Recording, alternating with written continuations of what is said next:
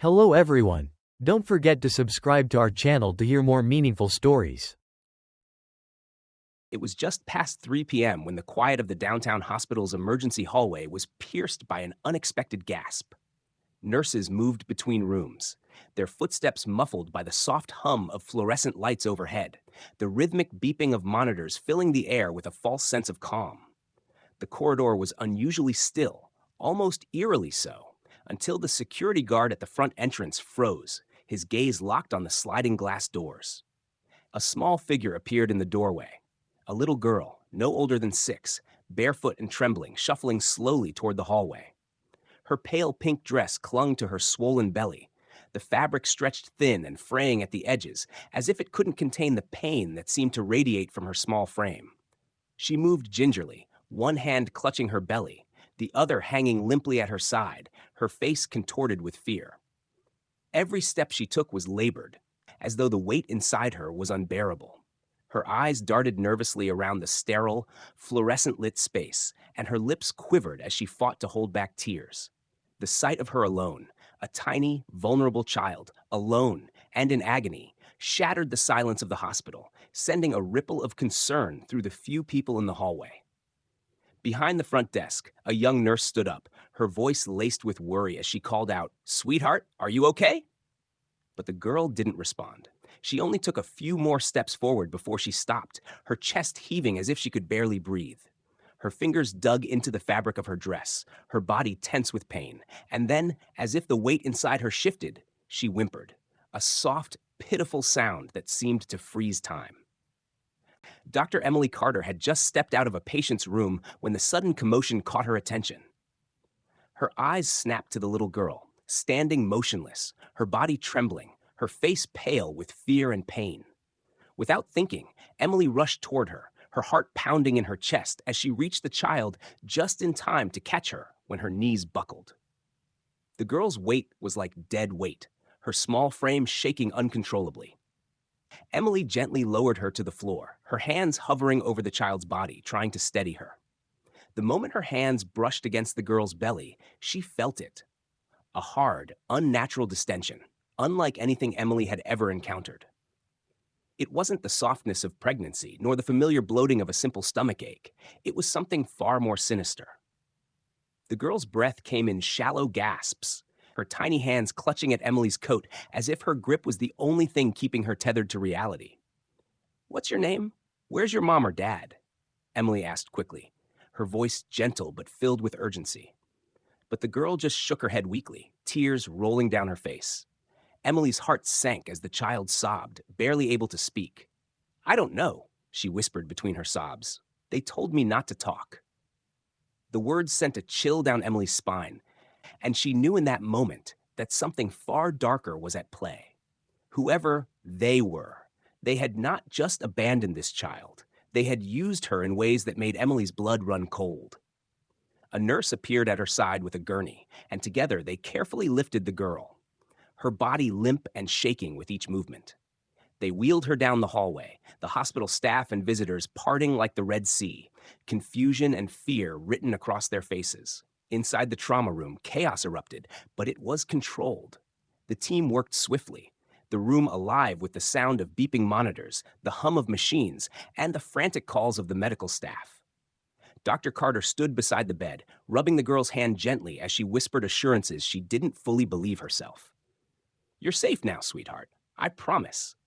But deep down, she knew the safety the girl so desperately needed was still far out of reach. The room fell into an eerie silence as Dr. Carter stood beside the girl, her heart racing with a growing sense of dread. The moment the ultrasound machine whirred to life, Emily's eyes were fixed on the screen, hoping for an answer, any answer that could explain the horrifying scene unfolding in front of her. But as the image appeared, it wasn't the sight of a baby or a simple medical anomaly that greeted them. What appeared on the monitor was far worse. Foreign objects, cylindrical and tightly packed, nestled in her tiny abdomen, scattered between her organs. Each one was sealed in what appeared to be plastic or latex, their shapes shifting slightly as the machine moved. There were dozens of them. The room froze as the magnitude of the discovery hit everyone at once. Dr. Carter's stomach churned, and a cold sweat broke out across her forehead.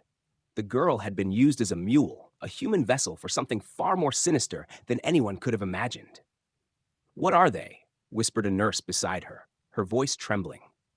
Dr. Carter's hand hovered over the girl's small, trembling body, her heart pounding with the horror of it all. "They're capsules," she whispered, barely able to speak the words. "Someone has surgically implanted them inside her." The realization hit like a punch to the gut. These weren't just foreign objects. They were drugs. Smuggled into her body, hidden from scanners, injected into her fragile form with surgical precision. Dr. Carter's mind raced. She had to act fast. The girl was slipping into shock, her body weakening by the minute. Every second counted. If one of those capsules ruptured, it would be fatal. Time was running out. "Get the surgery team ready," she said, her voice now cold and firm, the urgency clear. "We need to remove them. Now." Dr. Carter's mind raced as she turned to the nurse at the front desk, her voice sharp with authority. "Call 911. Right now." The nurse hesitated, her eyes wide with confusion, but Emily didn't wait for an answer. "Do it. This is not just a medical emergency. This is criminal." The nurse snapped out of her daze, rushing to make the call, while Emily's thoughts raced through the worst possible scenarios. Every second felt like a lifetime, the girl's shallow breaths growing more erratic as her small body fought against the shock that was taking over. The team scrambled into action. A gurney appeared, the wheels squeaking under the pressure, and without hesitation, they lifted the child onto it, her fragile body shaking uncontrollably. As they wheeled her down the hallway, the stunned faces of hospital staff and visitors parted like a wave, murmuring in confusion, unsure of what had just transpired. Inside the trauma room, the chaos was far from the calm of the hallway. The team worked like a well-oiled machine, yet the air was thick with tension and urgency. Machines hummed, heart monitors beeped rapidly, and the room filled with the sound of frantic footsteps as every doctor and nurse rushed to their stations. Emily stood by the bed, her hand gently squeezing the girl's small, clammy hand. Her heart ached as the girl's body writhed in pain, each twist of her stomach sending ripples of terror through the room. "You're safe now, sweetheart. I promise," Emily whispered, though the words felt hollow in her mouth. Deep down, she knew that safety was still out of reach.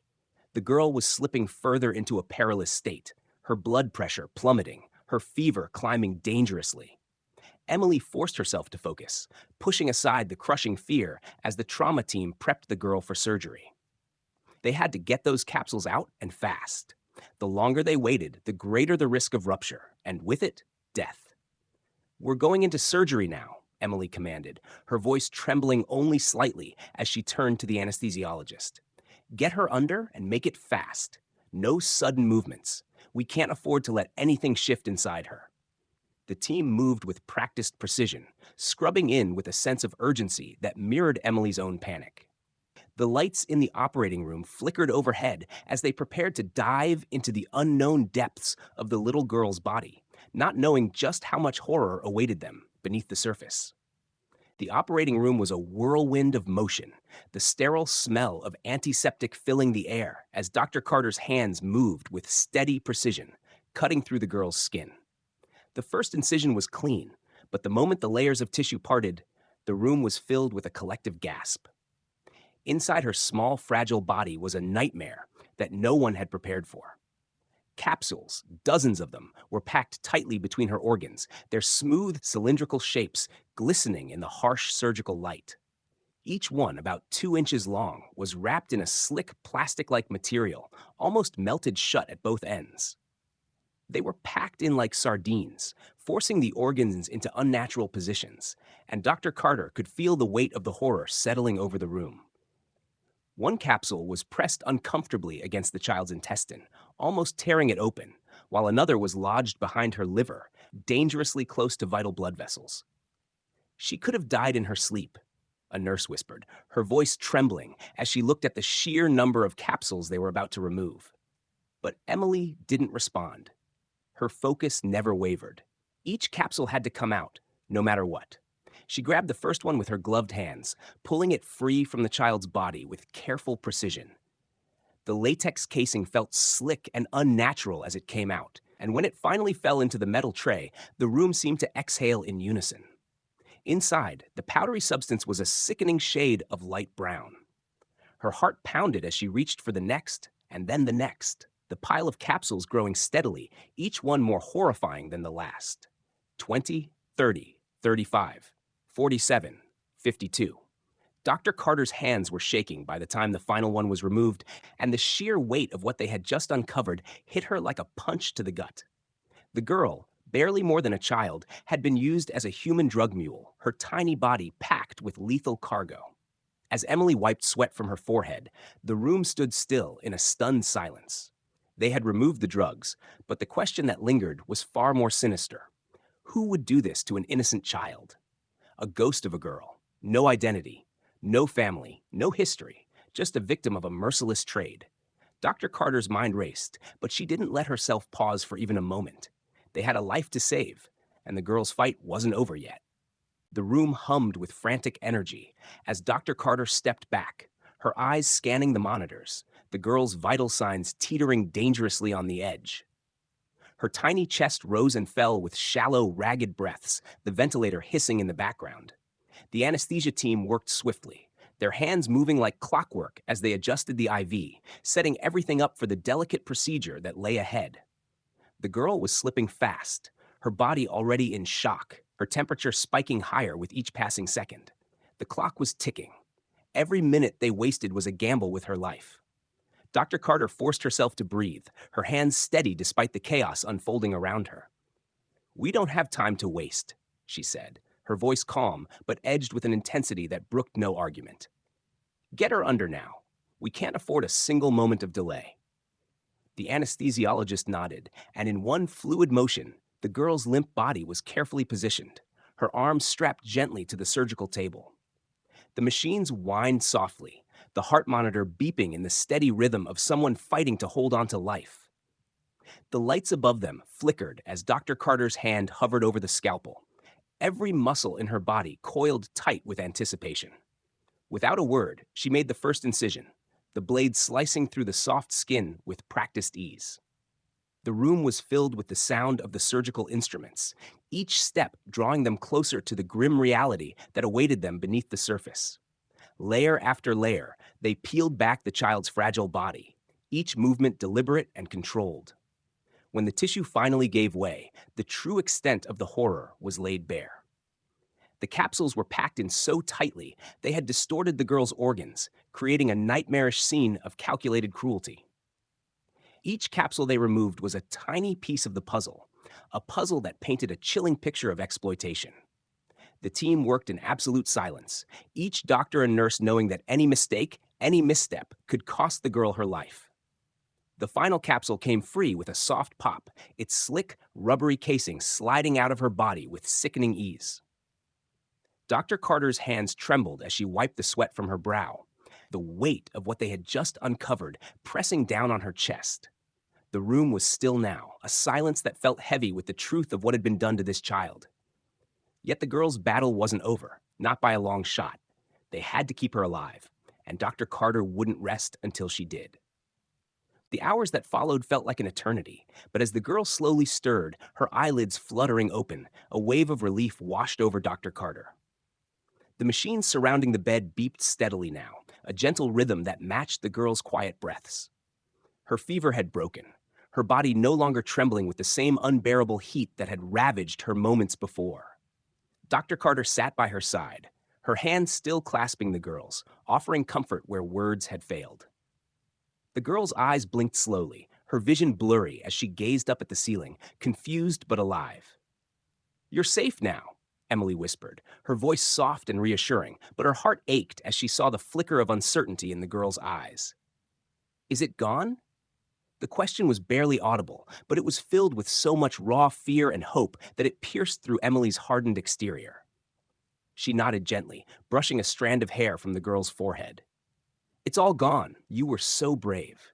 A tear slipped down the girl's cheek, her eyes filled with a sorrow that no child should ever know. She opened her mouth, her voice cracking as she spoke again. "I didn't know what it was," she whispered. "They said I'd get candy, then I woke up and I hurt, and they said I had to stay quiet or I'd disappear." Dr. Carter's breath caught in her throat as the words hit her like a punch. "Who gave you the candy?" she asked, her voice trembling despite her best efforts to stay calm. The girl shook her head, her tiny body shrinking into the hospital bed. "A man, bald, big glasses. He brought me to a building with trucks, then he left." Dr. Carter's blood ran cold. The mention of the trucks, the way the girl described it, all of it pointed to one thing: a human trafficking operation using a child to smuggle drugs across borders. The realization hit like a brick to the chest. The girl had been nothing more than a pawn, a helpless vessel for an insidious trade. But she was alive, and she had fought to be heard when no one else would listen. "You're not alone anymore," Dr. Carter whispered, her voice raw with emotion. "You're a survivor." She glanced down at the girl's chart, still labeled Jane Doe, but the name felt all wrong now. She had another name in mind: Hope.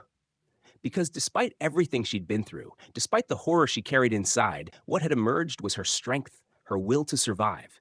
And that, Dr. Carter knew, was the greatest gift she could ever have. By the time dawn broke the following morning, the story had already begun to spread like wildfire. News outlets were buzzing with the shocking revelation of a 6-year-old girl found in a hospital, her tiny body packed with 52 drug capsules. The world, it seemed, was waking up to the horror that had unfolded in the quiet corners of St. Jude's Hospital. But amidst the chaos, Dr. Carter stood before the press, her heart heavy but her voice unwavering.